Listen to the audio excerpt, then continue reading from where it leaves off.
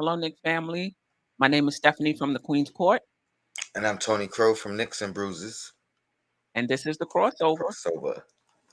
If you haven't already, please sign up for the NBA, our second annual NBK draft party in Atlantic City on June 23rd. Here's a little bit more about it. The second annual NBK draft party in Atlantic City. There'll be a live podcast, live DJ, live video shoot.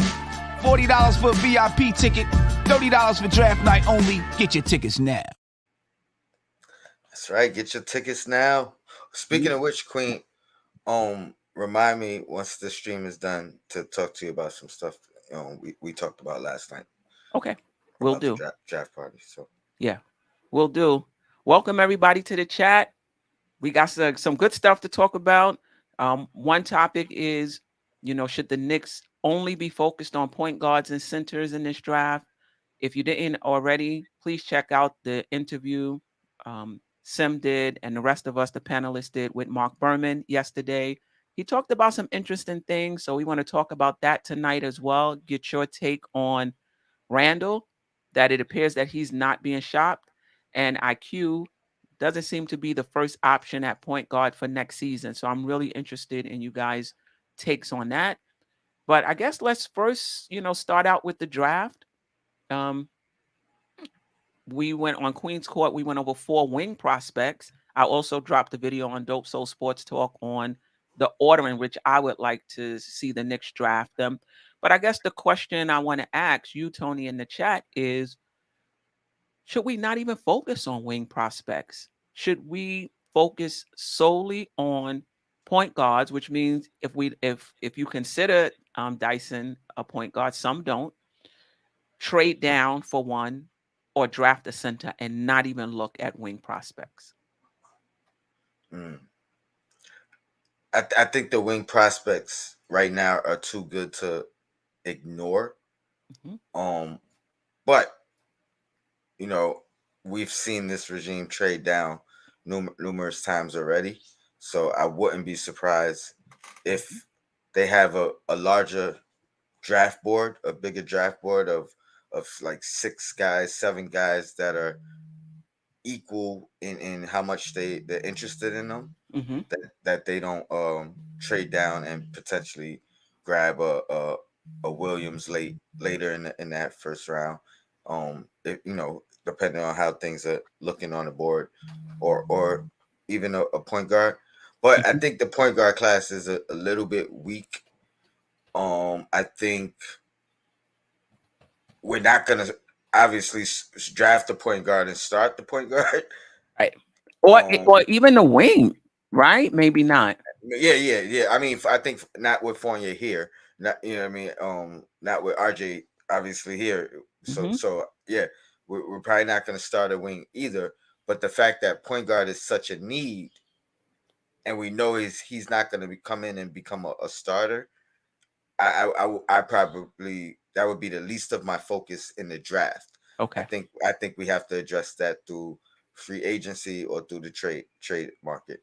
I don't think we find the starting point guard, in the draft, especially as you go down in the draft. Right. So, like, what's the chances? As far as the big, though, I could see us moving down for a big, or even grabbing a big if we know, or if the organization knows what's going on with Mitchel Robinson. Yeah, no doubt about it. Gavin made the point, and I want to see if you agree, that he would trade the 11th pick for an experienced point guard, basically trading out of the draft for a point guard. What's your thoughts on that in the chat? If you have an opinion on that, what do you think? Would you trade out of this draft for a starting point guard? And what level of point guard are we talking? And do you have anybody in mind?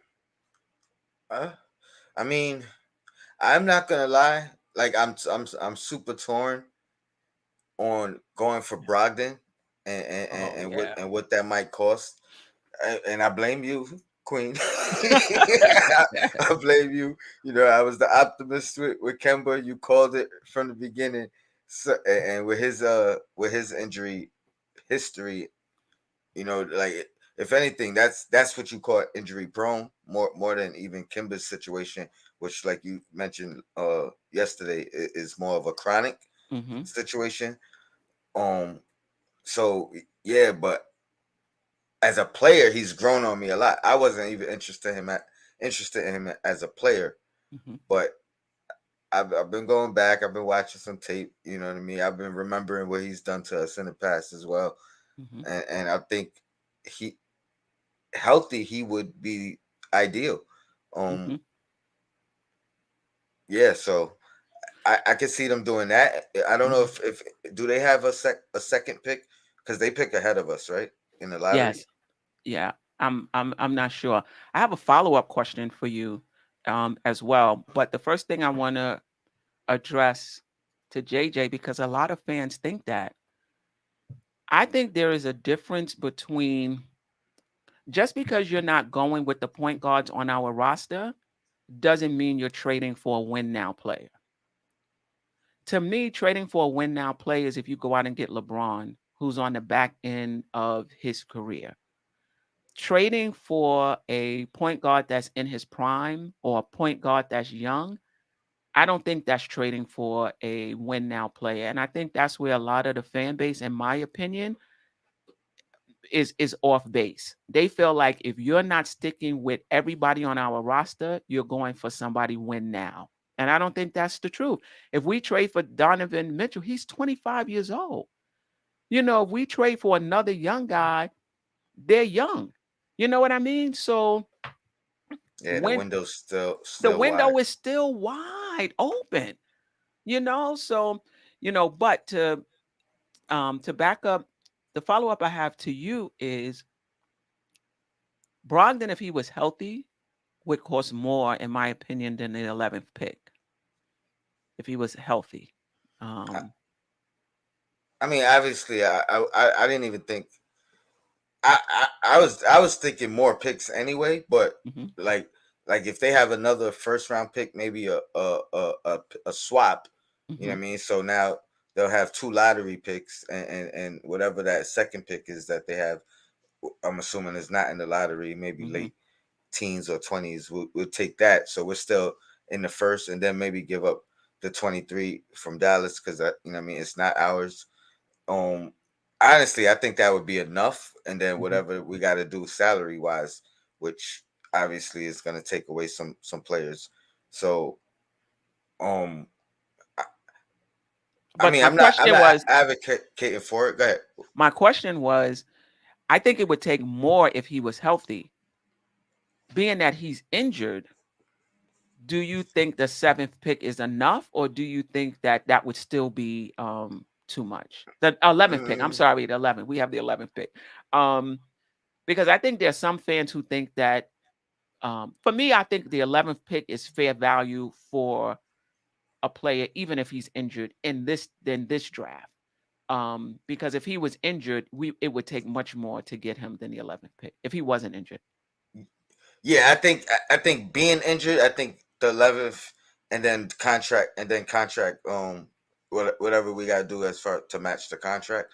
I think that would work now, especially um now it depends on what how they feel. Are they trying to move them immediately? Are they trying to field the best offers and things of that nature? Um, I think they want him. I think they want to move on from him immediately, more Mhm, so than anything else. So that would be a mhm, reason why I think the cost would be low. mhm, But again, we haven't even spoke about, and I know this wasn't a topic, but we haven't even spoke about what players it takes. You know what I mean? Because I think that's more important at this point than the absolute 11th pick. Um, I'm high on Dotson though, so I mean, yeah. so if and I consider him at least capable of playing a point guard. So I mean that I think that's the only point guard I would go after Mhm, as opposed to a wing at this point. I think mhm, other than that, the wings are right there on the top of my list, mhm. and the centers. That really depends on Mitch. You know what I mean? In my opinion, unfortunately, we don't know if the Knicks will have the answers.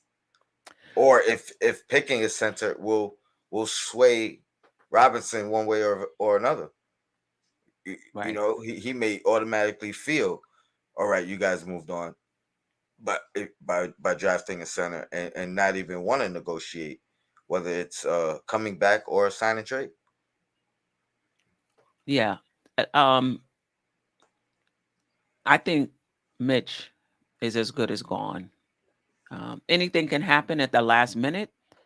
But unless the Knicks are going to give him the max extension that they can give him, there's an opportunity for him to make more money in free agency, given the contract that he's had over the past 4 years, like minimum wage, you know? Hmm. So if the Knicks are coming with $30 million, I don't know if Mitch takes that. I think he goes to free agency. So The just real quick, Berman made a good point that Detroit fell to 5. So they probably the bigs may be off the table. And if the bigs are off the table, they may go after Robinson, and they have the money to pay, to pay him more than the Knicks can.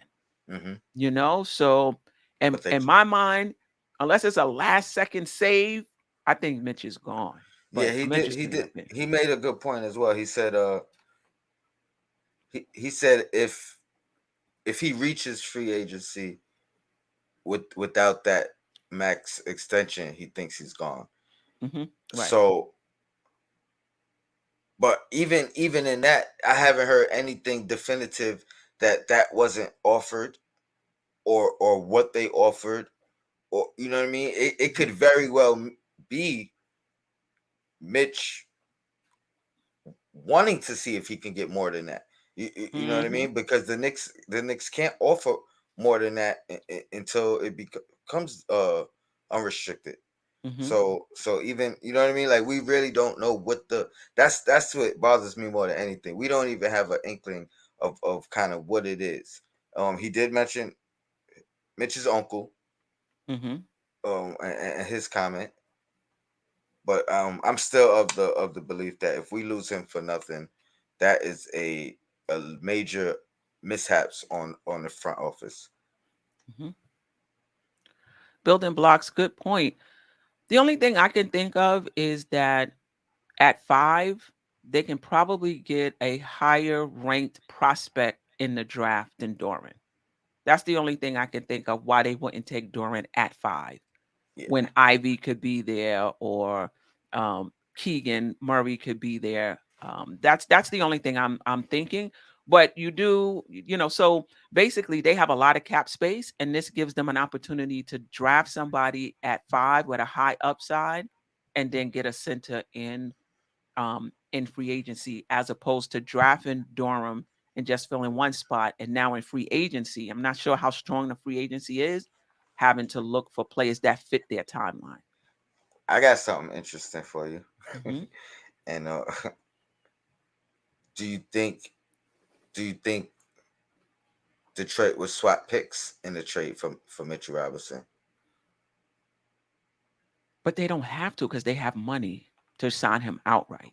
They do, but this allows them to one, if it is the extension, it Hmm. allows them to extend him still because they'll Right. have until the 30th to Hmm. extend him and save some money. You know what I mean? So now if it is us not willing to give the 55, at Hmm. that point he could get the 55 and they'll be saving some money and locking them up.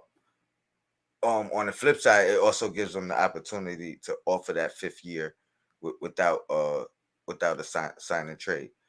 But Um, can they? This is the question I have for you, and I'm not sure. If anybody in the chat knows, please help me out. Even if they are signing him for 4 years, can't they give him more than the Knicks? Because isn't he a different type of free agent? Are they limited mm, as well? I'm not I'm not I'm not no, sure no, about that. there's no limit. There's no limitations on per year. I don't believe, but On what they I, can give him. So they may be able to give him more even over 4 years, well, just because they have the cap space, because probably, they yeah, have the cap yeah, space. yeah. Yeah. I mean, good point. Well, I mean, my first point is still valid, where they could save some money and get and lock them up at the 55, Right. and not even let him hit free agency because Right. we have until the 30th. If we move him, they'll have until the 30th. Right. Um, I just want to address Kenny Dyson. Thank you for rocking with us today. I'm not sleeping on Jericho Sims. I just don't think he has a high upside or as high as upside as we think. Remember, he played 4 years at Texas.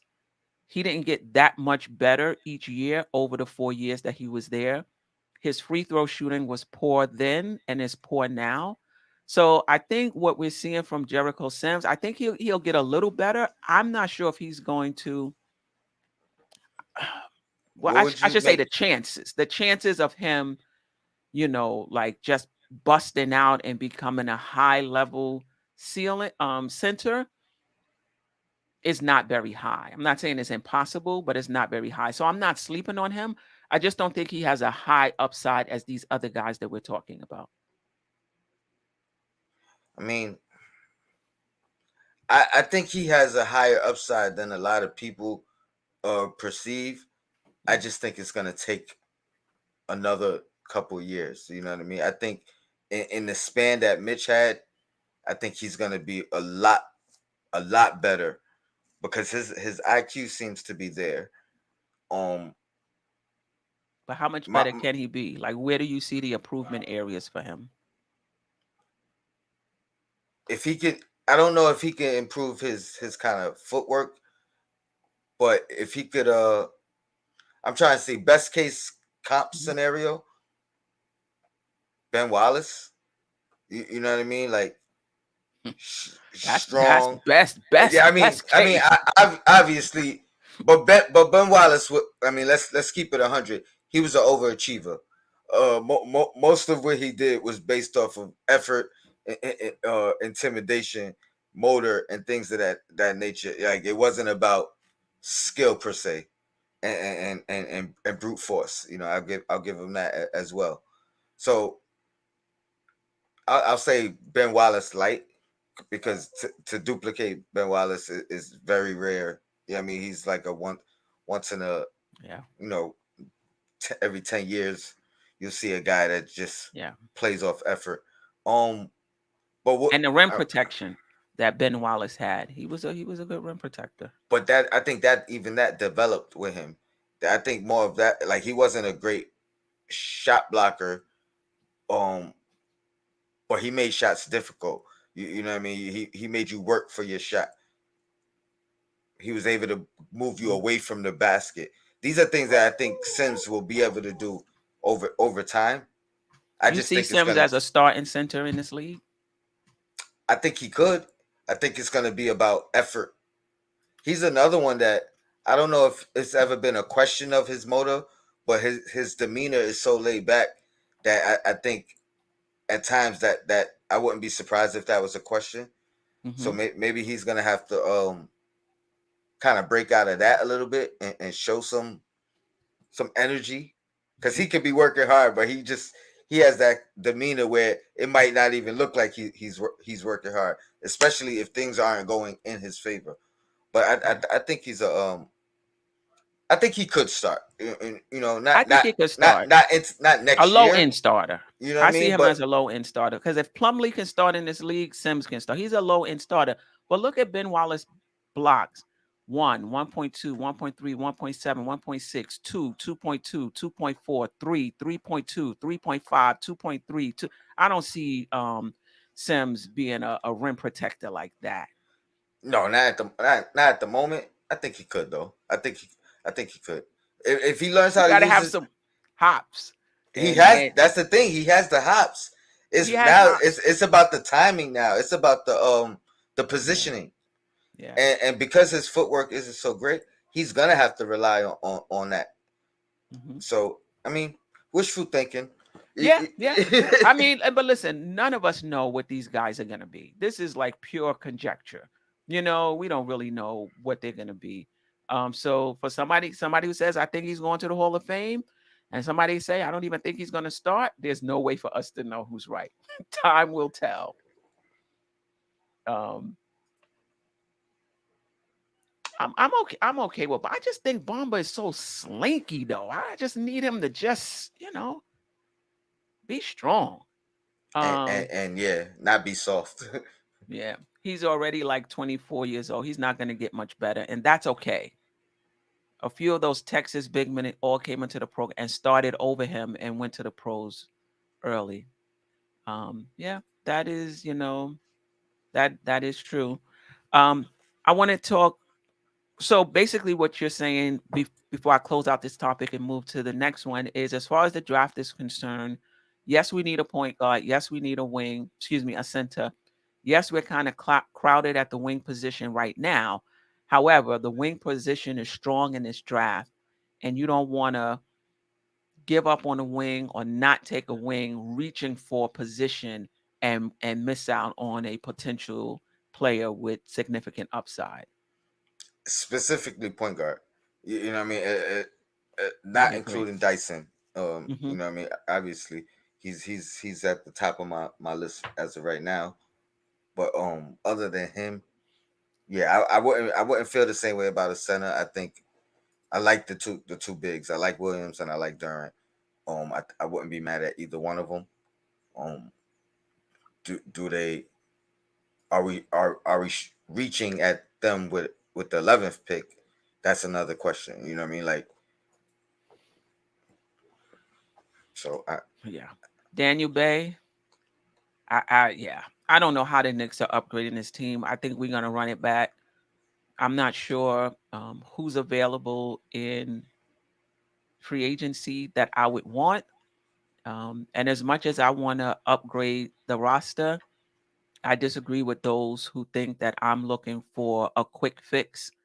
Um, I'm, I want the Knicks to upgrade the roster, but I want them to get players who are young and in their prime, that you kind of have a sense of who they're going to be. I agree with Josh. We have a lot of talented players on this roster, but it's going to take another year or two for them to separate themselves and for you to really see what they're going to become.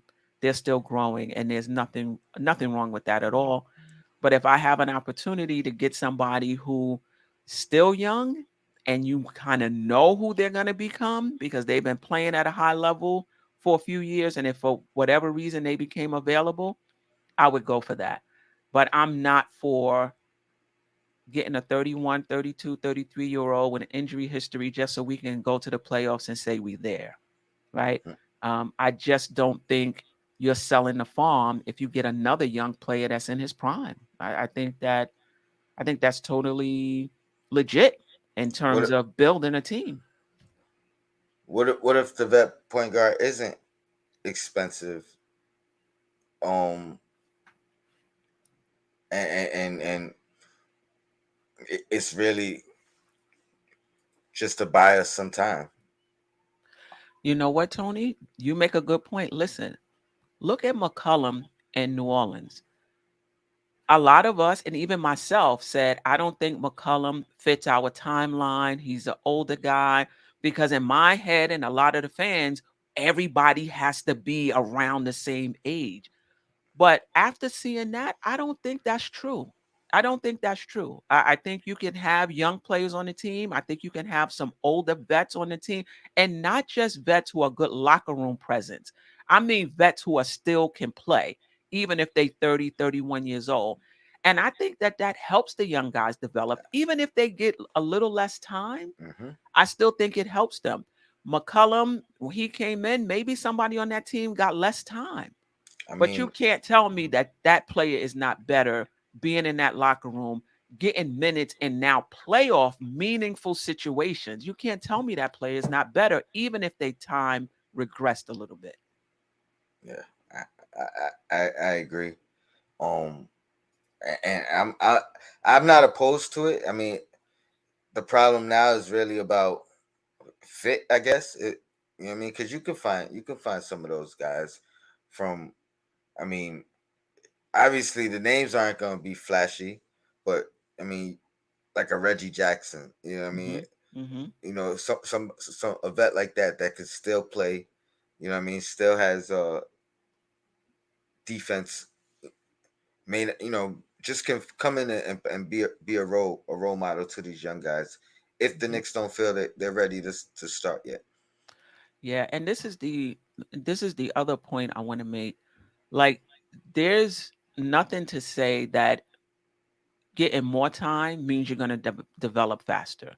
Like those who get 30 minutes a game develop faster than somebody who gets 15 or 18 minutes a game. Like there's no proof of that. As long as you're playing the 18, 15 minutes a game, you get a chance to see what game speed is like. You get a chance to see, what you need to work on. You go into the off season, you work on it, you come back, you apply it because there's levels to this. So this idea that, oh, let them start, let them get 39 minutes a game, they're going to develop faster. I just don't see any proof of that. Kevin Knox played, I don't know how many minutes his first season. I didn't get the sense that there was a jump in his development the next year. So I say that all to say is as long as our young players are getting 18, 19, 20 minutes a game, they are going to continue to develop. And you can argue, for example, somebody like Collins, where Trey was the number one guy. He got an opportunity to bring his game along slowly because you weren't dependent on him. Maybe he was a rim runner the first year. Then the second year, maybe a 3-point shot. Then the next year, maybe a post up shot. So when you have a good structure, look what's going on in Golden State.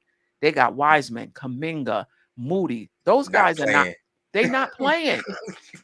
Some of them may get a few minutes.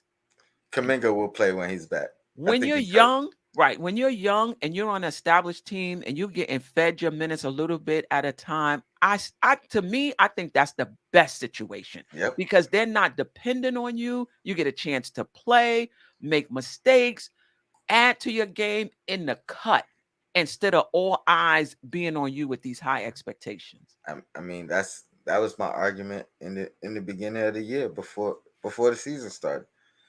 Yeah. We finally. I mean, I thought we finally had Mhm. draft picks that they could just grow, learn in the background, learn from the vets, get their little spot minutes, get their little situational Mhm. opportunities. But you know, to me, that was pretty awesome that we because I felt like we've never been in that position before, and it's been, and I'm talking about years and years, decades. Mhm. Like our rookies either had to earn their way up the Mhm. ladder, or they came in with too much expectation and never was able to reach the status of their draft pick. Mhm. So it's a fine line between which direction you go in that manner. And Yeah. if the kid is ready, he will outshine people in front of him, and then he'll get a shot. Yeah, yeah, no doubt about it. And you forcing the organization then that they got to make a move now. Either they're gonna start you ahead of the person in front of you, or they're gonna move the person in front of you. Kerry Cox, I don't think Collins is a star right now, but I think the point I was just trying to make is that he had an opportunity to just not be the main focal point and just kind of grow his game without a lot of light being shined on him, unlike Trey. And I Trey think Young. I think you put him in a different situation where he's the go to. He might look a lot different. That's the point I'm trying.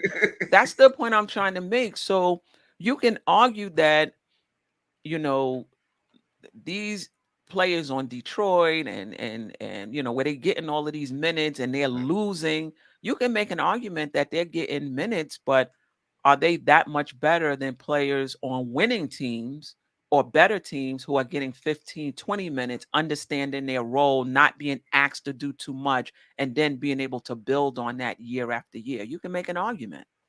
Mhm. Yeah. All right. Enough of the draft. I want to talk a little bit. Go ahead. You want to say something? No, I was interested in the next segment. Yeah, so the Berman interview again, if you didn't get an opportunity to watch it, please go back and watch the Berman interview um, that he did with Sim and the rest of us yesterday. It was very interesting. Um, as I asked him, or Sim asked him about Randall, where the organization, where what he felt the organization was, as far as Randall was concerned, that they were disappointed in his leadership or lack thereof, that they're aware of his, the issues he was having emotionally and leadership wise, so it didn't go over their head, but that they're not shopping him. If somebody presents them with an offer, they will definitely take a look at it. If it's a good one, like any organization, they would move him, but they're not shopping him. And so the question I have for you, I think I know your answer, but for the rest of the chat as well, are you disappointed in that or are you okay with that? I'm absolutely okay. Um, this is the lowest Randall's value has been. It's no sense in trying to force a move with a player at his lowest value wise. I think Berman made perfect sense. If a team comes to you with an offer, that means they want Randall. You Right. know what I mean? Now, if you go to a team with an offer, now they could negotiate against you because they know you're trying to move him. Mhm. So yeah, you move if you're gonna move him at the right time, and I don't think right now is. Um, but like if he doesn't improve from last year, right? Statistically and attitude, I don't think his value gets lower. You know what I mean? Mhm. I think Mhm. it pretty much stays the same. So he can only improve his value, in my opinion. So even if you want to move him, you got to wait for the right opportunity. Let his value come up. Let him let a team see if a team loses somebody and needs him at that position. You know what I mean, it's not the right time, in my opinion. I think his value is low. Um, and I think another year allows you to recoup his value. So you could still trade him if you want to, but it also gives you a chance to see, was this a one off as Hmm. far as the leadership is concerned. I think as far as this game is concerned, I'm beginning to think it is what it is. Um, but as far as the leadership and the emotional aspect, you get an opportunity to see if that's gonna be better. Trading him right now, you're not gonna get back full value. And if it was a one off and then he, gets back to who he was, you traded him, for pennies, pennies on the dollar.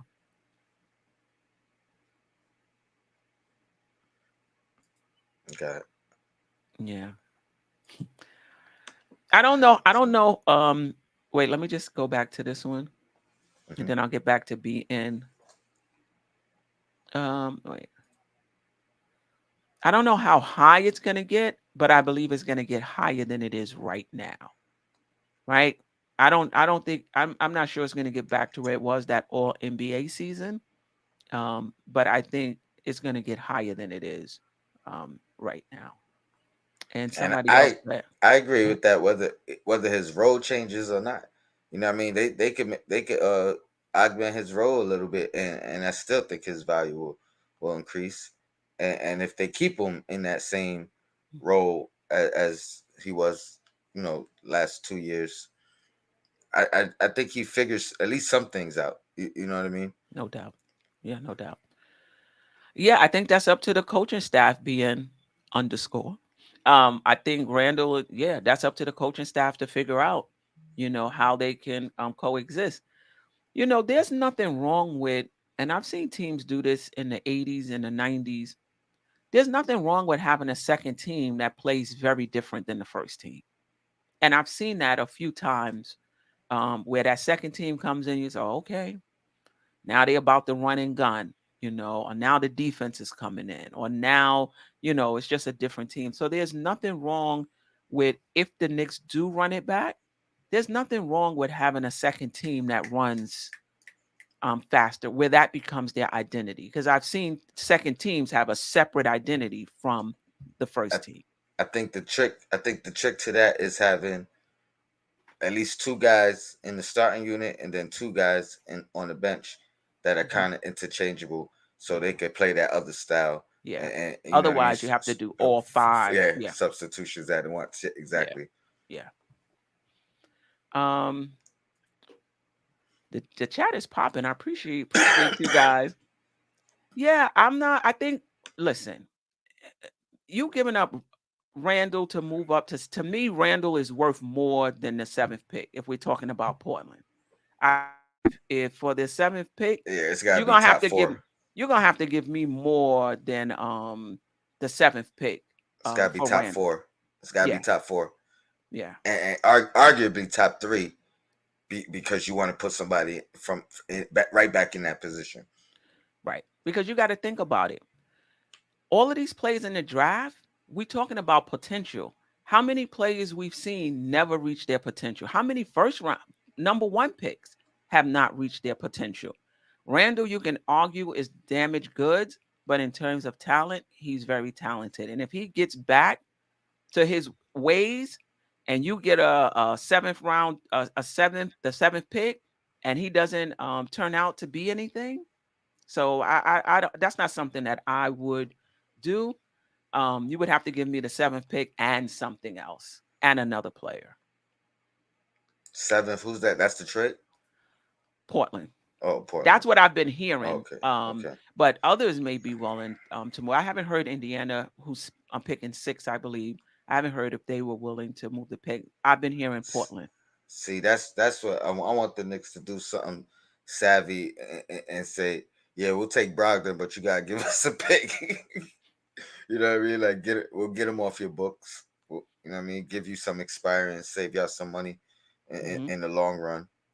I don't want them to be the desperate side of the trade. You know what I mean? You got to trick them. Like, hey, Hmm. we'll help you out. Well, you know. Hmm.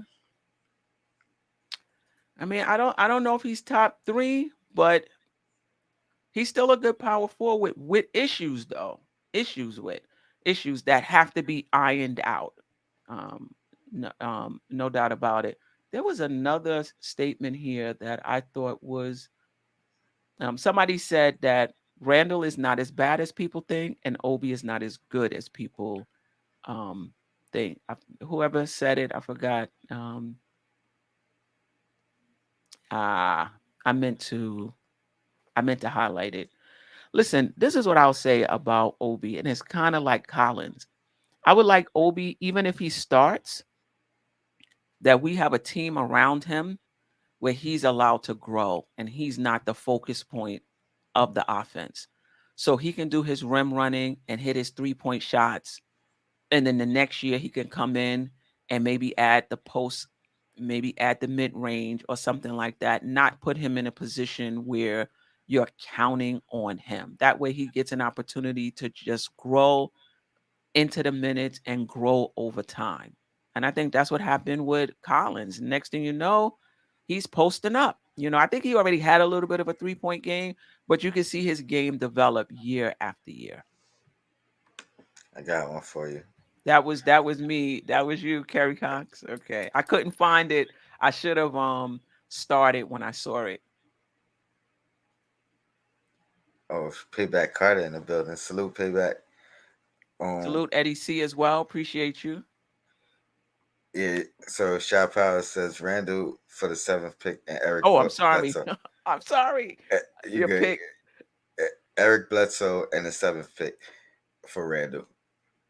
Eric Bledsoe. I mean, And he hasn't been getting a lot of time. I don't know if what that's about. If is he his skills eroding or is it just fit? I'm not sure. I mean, yeah. I who we grabbing at seven? Keegan, Hmm. Keegan Murray, and then I'm assuming we're keeping 11 as well. I mean that Yeah, changes I would that think change. so. I mean it changes the trajectory of the team altogether. See, I don't think you're getting. I think that boils down to Randall for the seventh because I'm Yeah, not it sure how does. much you're getting out of. No, it does. It does. That's salary match basically, type salary filler to match. Okay, 1 year left on his contract, so then there will be cap space. Thank you, Shop House. Appreciate it. Yeah. So the other thing Berman talked about in the interview was IQ. He felt that the Knicks are looking for a point guard, a starting point guard, and that if IQ is starting at point guard, whatever plans they had fell through. So I want to ask you in the chat, are you disappointed in the front office looking for a point guard and not kind of ticking that off that we've got our point guard already? Let's focus on other things. I mean, if they're smart about it, I don't mind. Hmm. Excuse me. Yeah, if they're smart about it, I don't mind. So, like again, I'm not thinking there's a starting caliber point guard in this draft unless you're talking about Dyson, because I think height and defense he could fill in a role and Hmm. play the point. And then IQ can continue to develop. But Hmm. anybody else like a Tata Washington, I don't think he starts over quickly. I don't think he beats out quickly. So if he's saying they want to bring somebody in through draft through the free agency or trade, I could see that being the case. Not Hmm. committing to quickly uh, as of right now, Hmm. and I don't think that would hinder anything. He did say that means it would be they failed in what they were trying to do if we see quickly starting, Hmm. but I don't think that's such a bad thing. You know what I mean? Knowing you Hmm. got quickly there. Right. The question is, the real question is, if we fail in whatever that plan is, does that include Burks not starting? You know what I mean? Or like it because I think that's the main question. If nothing changes, is it Burks or is it Quickly?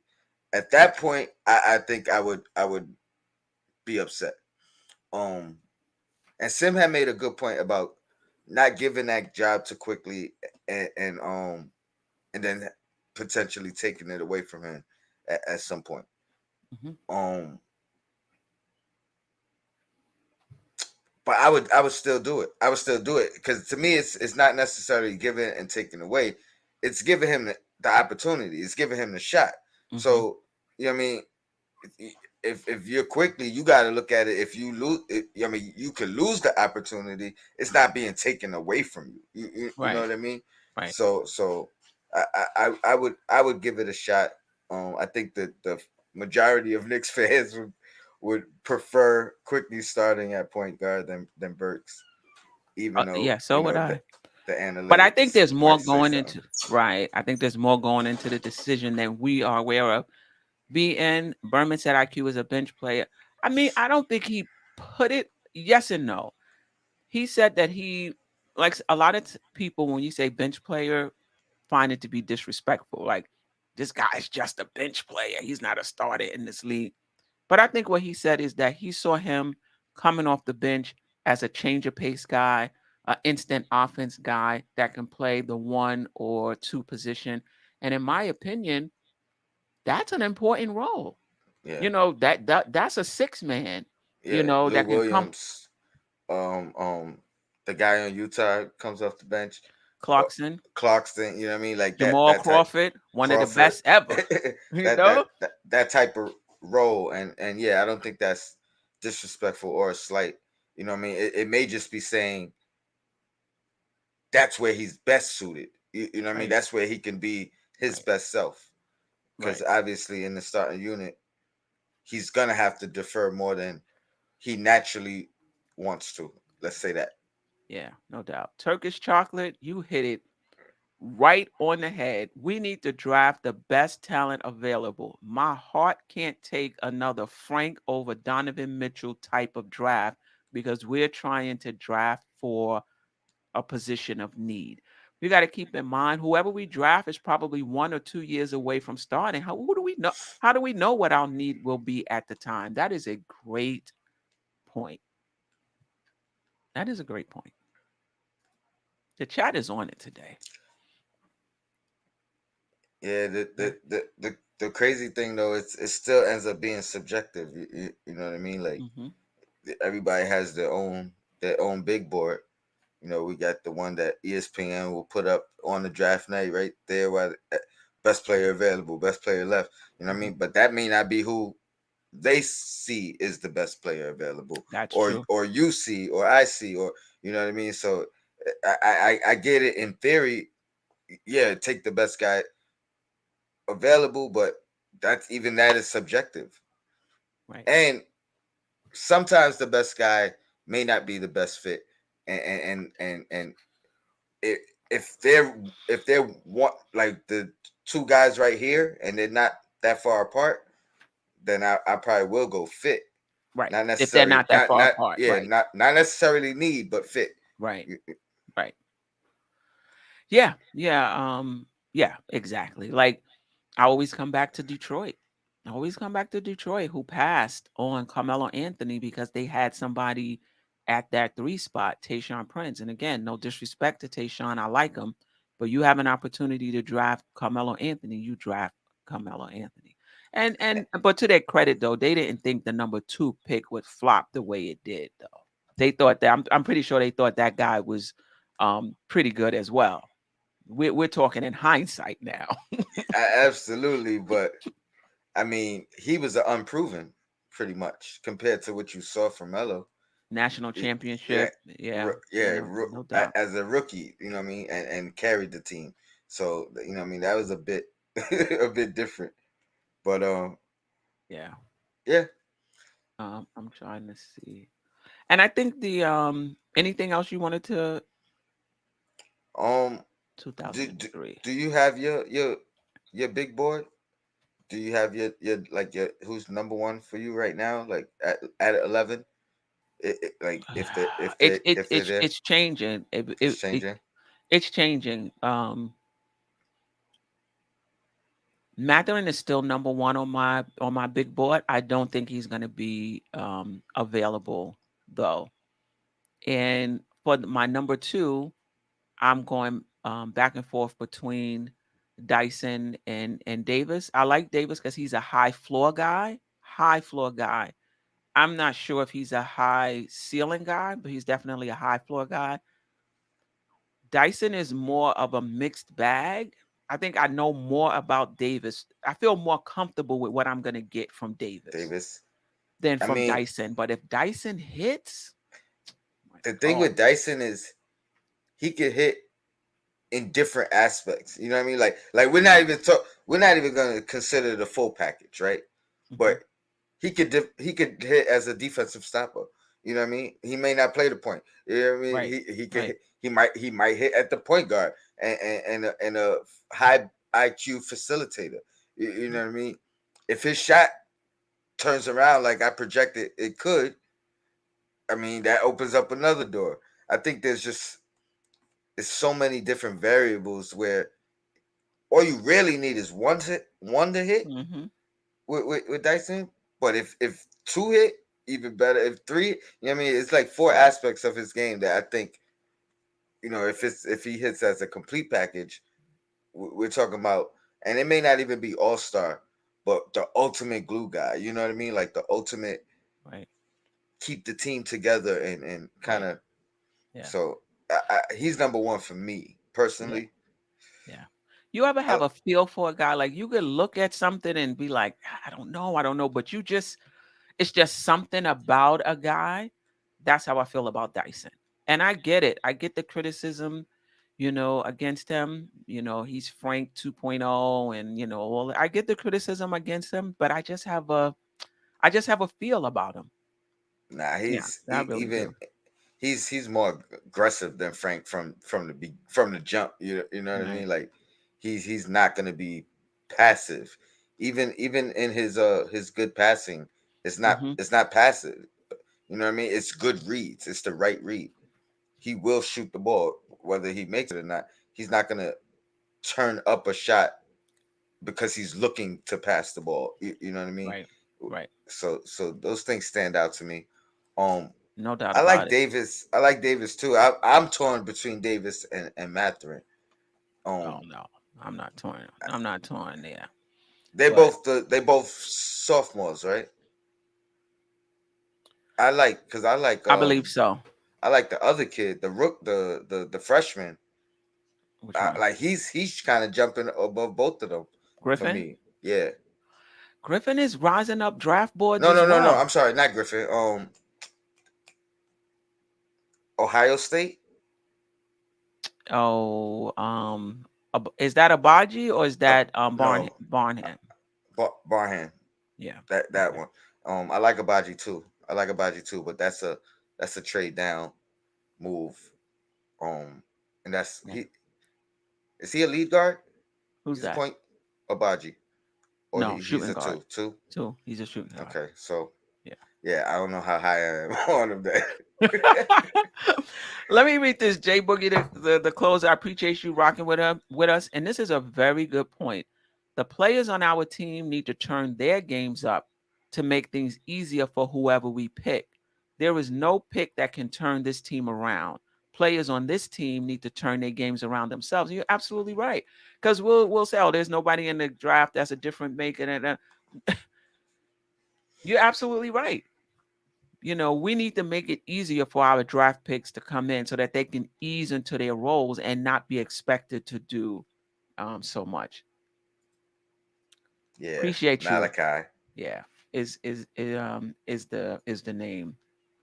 and that's more because his age, his success as a freshman, his age. You know what I mean? Like these guys. That's one thing that does scare me about Davis and the guy you like number one Matherin. Matherin is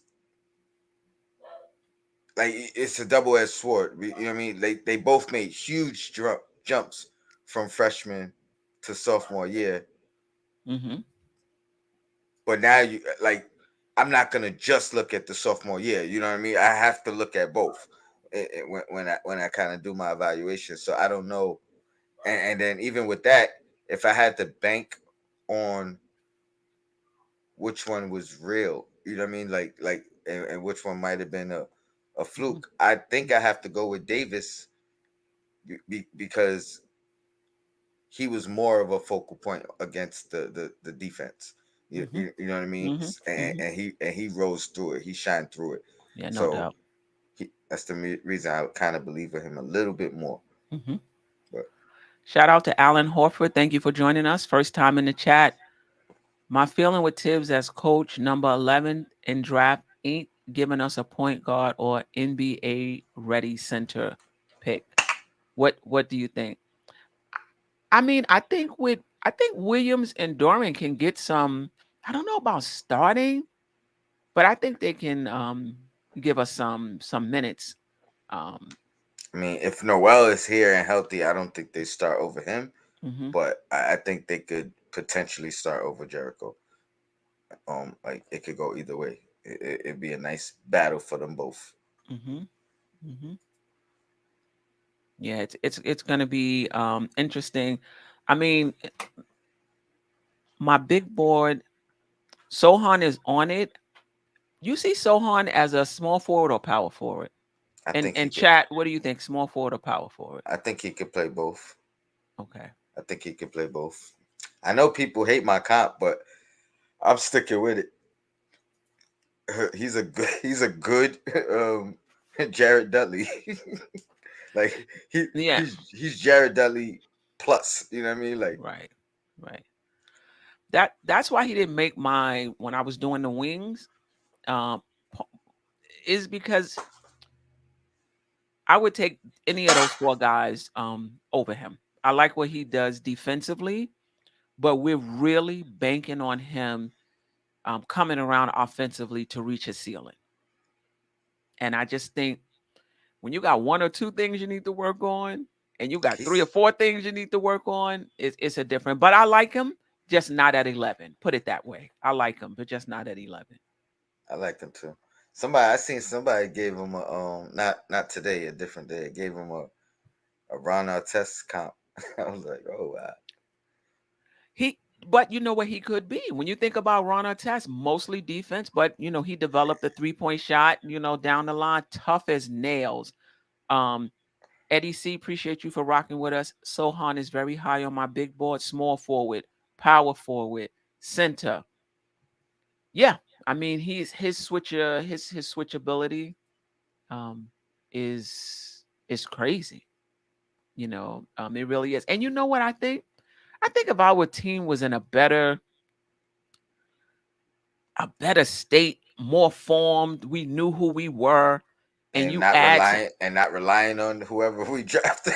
Right. Like we have to rely on these guys. It just lets us know where we are. We just, you know, I would love a Sohan, you know, put Sohan on a team that's a little bit ahead of us and he changes things for them, Hmm. or if we were a little ahead, picture him on our team last year. Yeah. Yeah. Um, all right. So Jeez. the last thing, let's get Tony out of here. I'm sorry. I don't know what's going on. I'm like, I was gonna go live too. I don't know, man. um, the last thing from the Berman interview. Again, if you haven't checked it out already, Sim and the rest of us on the panel interviewed Mark Berman from the New York Post, and he has some interesting things to say. One of them that even those of us sitting on the panel got a lot of flack for on Twitter was his comments about RJ. He believes RJ will be an all-star. He just doesn't believe he'll be a superstar. And he doesn't believe he's as good a player, defensive player, as a lot of us seem to think. And also that if we're going to make a trade for a star, Donovan Mitchell or somewhere else, it's going to be very hard to keep RJ Barrett out of a trade like that. And to keep in mind that RJ Barrett was not drafted by Leon Rose. Um, so I guess, I mean, you weren't on the panel, but you I, heard it. I Mhm, heard it, and I was live with Sim doing a front stoop mhm, when he saw the tweet and the tweets of mhm, every, you know, people saying we hating on RJ or MBK hating on RJ, and I don't think it's it. I don't think mhm, that's the case. I think he will be an all star too. I don't think I'll say I don't think he's a superstar. Can mhm, he become a star in this league? Absolutely, but he's a long ways to go. I mean, he mhm, has a long ways to go. I don't think it was hate. We all Knicks fans. We all want him to improve. We all want him to be the best he could mhm, be. You know what I mean? Like mhm. if Knicks fans are hating on anybody, you, it's probably Randall getting the Mhm. mellow treatment. Right. Yeah. I mean, I know somebody, I forget who it was, said that was kind of upset with us on the panel because we were smiling or what have you, and maybe not defending RJ. I didn't quite get where he was coming from. To me, there was nothing to defend. That's his opinion. He believes he's going to be an all-star, but that he's not going to be a superstar, and that if the Knicks are going to trade for a star, it's going to be very hard to keep RJ out of a trade like that. I think it is going to be hard to keep him out of a trade like that. I Eh, think RJ's ceiling, in my opinion, and I like this, is like Jimmy Butler.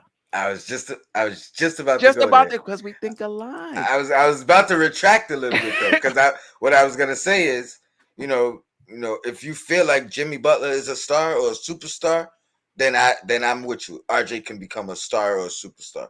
You know what I mean? Because I think that should be his goal, or at least that's who I project him to be at his peak.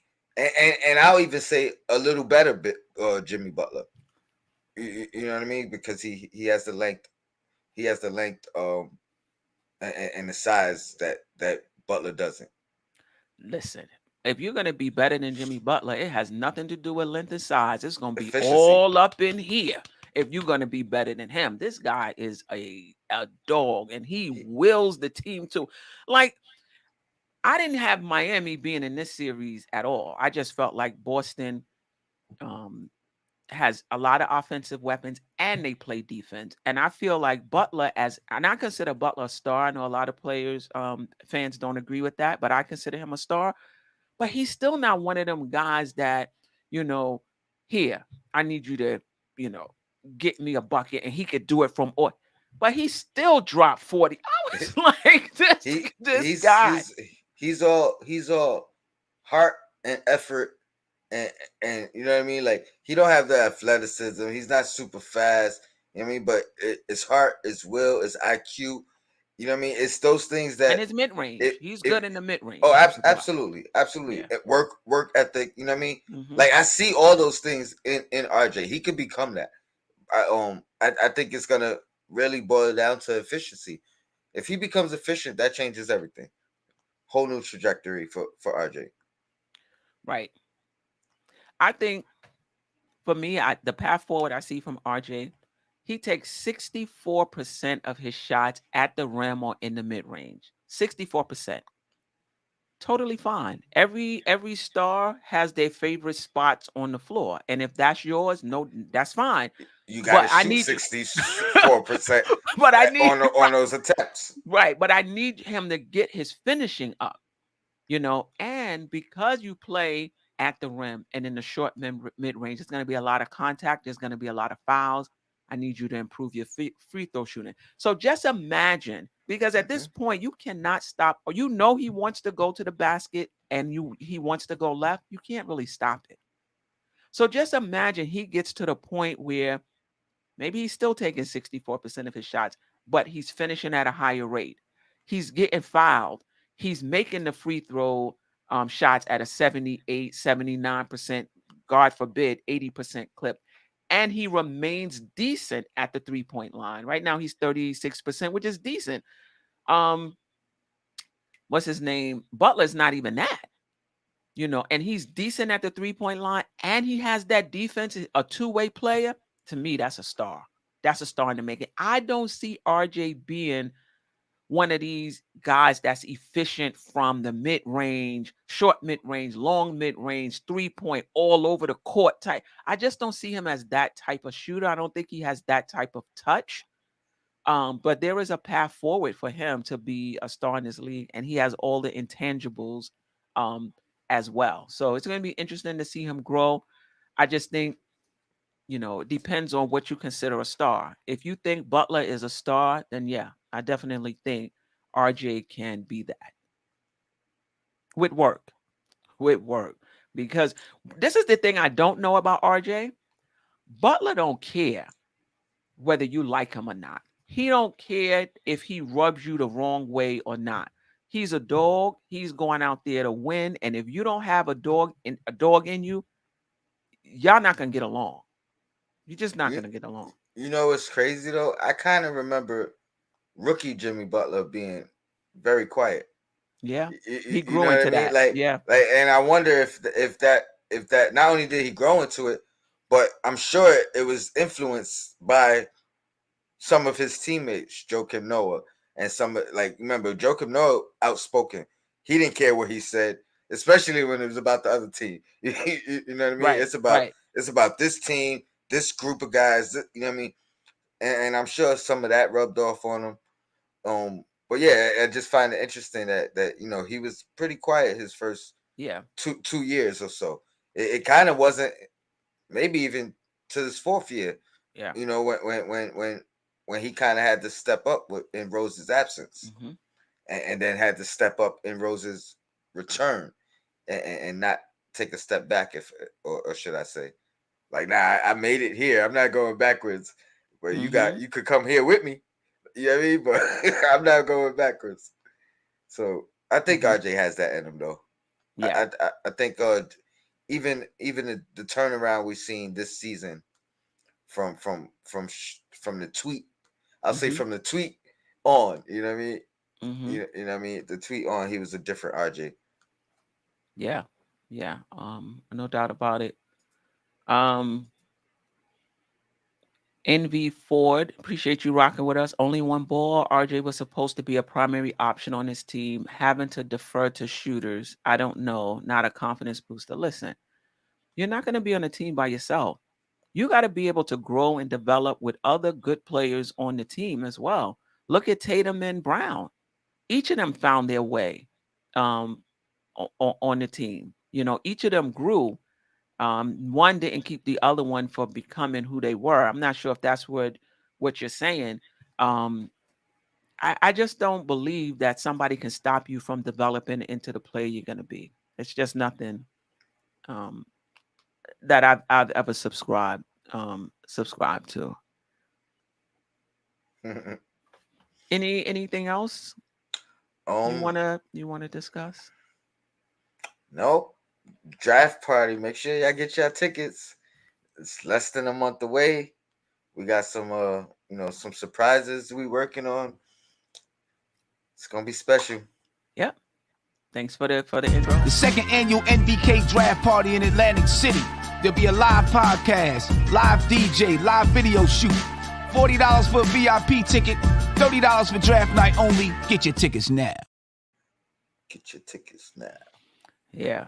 It's gonna be a blast. I'll be there. Tony will be there. Sim, of course. Other content creators will be there. And it's an opportunity to mingle with us Getting that video too. Getting that and video. getting a video. You know, and Yeah. have some Knicks trivia. Yep. It's a bunch Definitely. of things. I appreciate you, chat. Sherwin, Greedy Grizz, Alan Alfred, NV4, Tariq S, Turkish Chocolate, love that name. JJ, Kerry Cox, appreciate you always rocking with us. J Boogie, of course, Pudge Nice, Weight Loss Health Diet, okay. Chris Dada, I hope I said that right. Eddie C was in here. It's me, S4G, Yahoo Aluya. I don't know if I got that right, but I appreciate you. Kerry Cox. Yeah, all of you guys. I appreciate you for rocking with Um, us. Let Yes. them know about Monday. Yeah, You know, no Queen's Court Monday. I will be out of the country. I'll be coming in Monday, probably around 8 p.m. So I'll do my live podcast, my live video cast on Dope Soul Sports Talk. If you haven't checked that out, please do so. I'll be back next week for the crossover, of course, and then the following Monday we'll continue with Draft Talk. We'll be talking about the power forwards and centers. yeah, you going on a scouting trip, right? No, I'm going on Oh, a vacation. I thought you was going to look at some potential draft prospects. Oh, Oh. nah. I'm just messing with you, Queen. Oh, okay. It's like I remember. I thought you was gonna play along. Right. No, I might be looking at some YouTube, some scouting, do some scouting on the plane. But after that, no, I'm enjoying myself. Relax. Nah, Yeah. you deserve it. I'll definitely I'll be on Monday, so I'll try to find me a guest that'll represent your absence, well. Listen, if you want to host the Queen's Court, call it the King's Court. Hey, You can you do know that. what? I might have to reach out to Aunt G and let him borrow that crown he be wearing. Yeah, there you Um, go. but yeah, shout out to the chat as always. There's no show without you guys. Shout out to Sim and Shout out Yo to Black is Sam. time. Yeah, definitely, no doubt.